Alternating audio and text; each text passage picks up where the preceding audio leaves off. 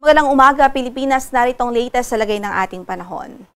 Apektado pa rin ng low pressure area ang malaking bahagi ng Northern at Central Luzon at sa maghapong ito ay halos patuloy pa rin ito magdudulot ng mga pagulan sa halos buong Northern Luzon o Hilagang Luzon at sa silangang bahagi ng Central Luzon. Base sa pinakahuling datos, huling nakita itong LPA sa layong 200 kilometers, silangan-hilagang-silangan ng Kasiguran, Aurora o kaya na may salayong 235 kilometers, silangan naman ng Etiaga, Isabela. Based din po sa ating pinaka-latest na data at analysis, itong LPA ay nananatiling mataas ang tsansang mabuo bilang isang bagyo within the next 24 hours. Kaya patuloy tayong magantabay sa magiging update ng Pag-asa. Bukod dyan, dahil sa close proximity nitong LPA o dahil malapit nga po ito sa ating landmass, kapag nabuo po ito bilang isang bagyo o tropical depression, ay agad-agad tayong magtataas ng tropical cyclone wind signals sa silangang bahagi ng Northern at Central Luzon. Kaya't mag-antabay po tayo sa magiging update ng Pag-asa mula dito sa weather forecasting section ng Pag-asa. Based din po sa ating pinahuling analysis, within the next 24 hours ay magiging mabagal ang pagkilos nitong LPA at mataas pa rin ang tsansa na lumapit po ito sa ating kalupaan. Bukod po dito sa LPA ay meron din po tayong habagat o southwest monsoon na patuloy na nakakaapekto sa natitirang bahagi pa ng ating bansa. Dito sa natitirang bahagi ng Central Luzon, sa Southern Luzon, maging sa Visayas at Mindanao at patuloy din magdudulot ng mga pagulan sa malaking bahagi ng bansa. Sa labas naman ating area of responsibility, within the Tropical Cyclone Information Domain, meron din tayong na-monitor na bagyo at huling nakita ito sa layong 2,660 kilometers silangan-hilagang-silangan ng extreme northern Luzon. Taglay nito ang lakas ng hangin umabot sa 55 km per hour near the center at gustiness po na 70 km per hour. Kumikilos ito pahilaga-hilagang kanluran sa bilis na 15 km per hour. At nakikita din natin, based po sa ating mga analysis at based sa latest data, papalayo naman po ito at wala po ito magiging anumang epekto sa noong bahagi ng ating landmass.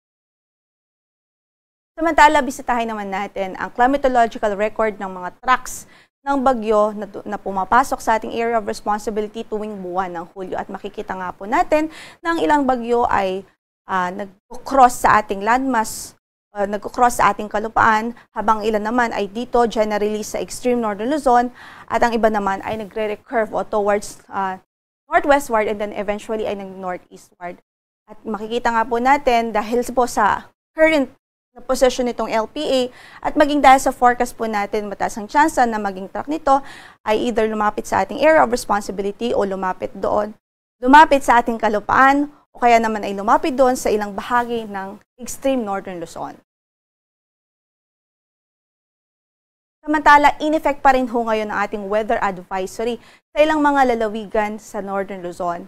Ibig sabihin po niyan, ito yung mga lugar na pwedeng makaranas ng 50 to 100 millimeters na rainfall o mga pagulan within the next 24 hours. Ito po ang mga lalawigan ng Apayao, Cagayan, Kalinga at Isabela. At patuloy natin pinag-iingat ang ating mga kababayan doon sa mga posibilidad ng mga pagbaha at pagguho ng lupa. Ang mga pagulan pong ito ay dulot nga po ng low pressure area na nasa silang bahagi ng Northern Luzon. Samantala, bukas, posible pa rin ng 50 to 100 millimeters of rainfall sa Ilocos Norte, Apayao, maging sa Cagayan Province. Habang by Friday or July 4, inaasahan din po natin ang mga 50 to 100 millimeters of rainfall dito po sa Ilocos Norte, Apayao, Cagayan, maging sa Batanes Province. Again, pinag-iingat natin ang ating mga kababayan doon sa mga posibilidad o threat ng mga pagbaha at pagguho ng lupa. Samantala, para sa forecast natin sa araw na ito, dahil nga po sa LPA, mataas pa rin po ang tsansa ng mga pag-ulan o halos maghapon yung mga pag-ulan sa buong Northern Luzon, sa Ilocos Region, Cordillera Administrative Region at maging sa Cagayan Valley Region. At dito po sa Aurora at Nueva Ecija, dulot ng low pressure area. Samantala sa natitirang bahagi ng Luzon, maulap din ang papawurin at may mga pag-ulan pa rin tayong inaasahan, including dito sa Metro Manila, dahil sa epekto naman ng habagat o southwest monsoon. Sa Metro Manila, from 25 to 31 degrees Celsius ang inaasahang magiging agwat ng temperatura sa araw na ito.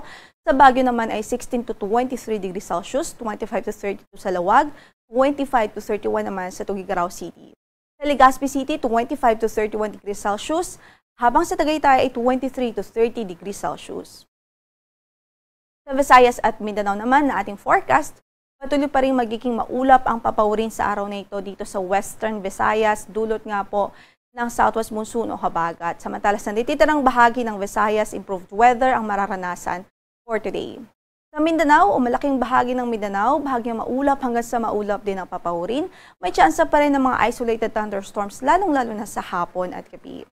At para sa ating pagtayo ng temperatura doon sa Tacloban, 26 to 31 degrees Celsius, sa Cebu ay 26 to 32, habang sa Iloilo ay 26 to 30 degrees Celsius. Sa Puerto Princesa naman ay 25 to 31, 24 to 31 sa Cagayan de Oro, 24 to 32 sa Davao City at 24 to 34 sa Zamboanga City.